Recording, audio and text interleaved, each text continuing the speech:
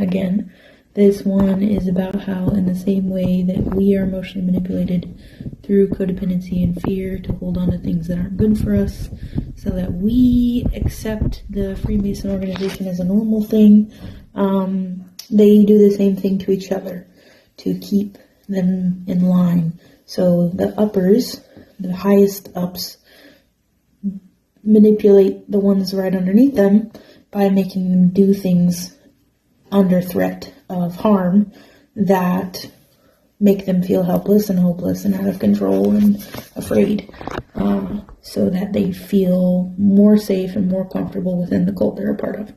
So, for example, one of the things that I've mentioned before in my previous videos is that they're forced to do heinous things to children. The most high Freemasons are sadistic, psychopathic, sociopathic people that take joy in hurting humans and in hurting people. There are rituals to cut people and cut children open, ritualistically, like in ancient Mayan societies, how they would cut a slave's head off and as like a sacrifice to their gods. At the top of the pyramids, they would cut the heads off and it would roll down the steps, and it was considered like pleasing to the gods of their time. The Freemasons are similar. They take joy in pain, at least the highest up do. They will cut open people and burn them alive to cause the most amount of pain to the human body possible in death, as part of ritual sacrifice. And then there is also, at times they are ordered to, or forced to, or encouraged to participate in the molestation and sexual acts against children, to kill the empathetic and innocence inside of themselves. And then at times are even sexually degraded themselves to also instill fear and keep them in line, molested or violated by other Freemasons, other members of the organization. Once a child is used sexually, more often than not, they are discarded. While they are being used sexually, they are drugged. And afterwards, they are often killed and the bodies burned. These children experience chains and cages and environments without any real love. And part of this existence of this cult, of this organization, is about protecting men with power and wealth through a connection of people that are obligated to each other by threat of harm to protect one another from consequence. There are men within this organization and women that take joy in harming children physically and sexually, in harming human slaves physically and sexually. And their incentive in being part of this organization is that it helps protect them from consequence. Much of what we see when someone is caught for something, when they are tried for something, when there seems to be a public accountability within the court system, is a facade.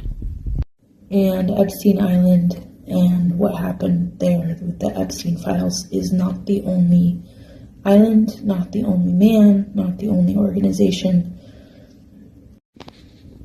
It would be like untangling a giant web to try to actually get rid of this evil, because of the way that they protect each other through money, through resources, through cloning.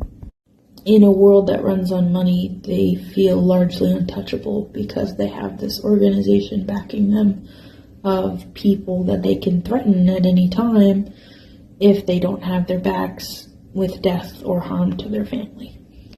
One of the things that hurt the most to learn was that many of the Freemasons within the organization participate or aid in human trafficking in some way, because they feel it is the only way that they can provide for or protect their own families at threat of financial ruin of their reputation or their lives, or even their lives taken. That it creates a moral gray area. human trafficking will never be right or okay, but how do you carry out justice when the people aiding and abetting the crimes against humanity are being threatened with death think about how many murders there would be, how many cover-ups if every one of them said no. That is an ideal world, and unfortunately not the world we live in. And while I think that each Freemason that has participated in trafficking should be held accountable because what is being done to these children is awful, I don't know how this is a scourge. I don't know how we would scourge this evil from the earth.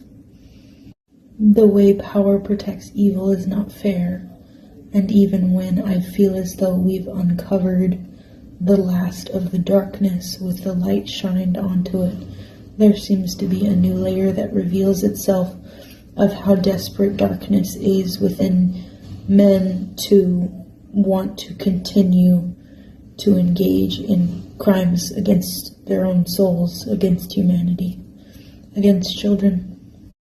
And that's all I have to say for tonight. Thank you for listening.